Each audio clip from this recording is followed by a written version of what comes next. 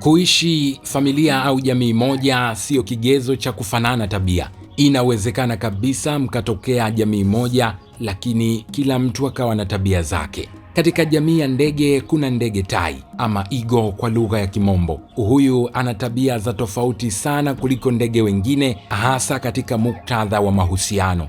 Wakati ndege wengine wakitoleana posa kwa saundi na nyimbo, hali ni tofauti sana kwa Master Eagle.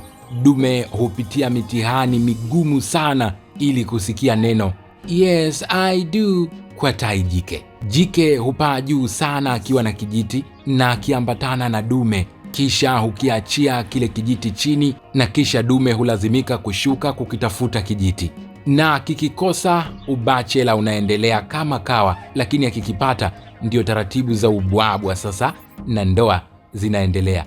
Eagle wanaishi pea maisha yao yote, ila pia hutalakiana wakishindwana, yaani singo mama na singo baba.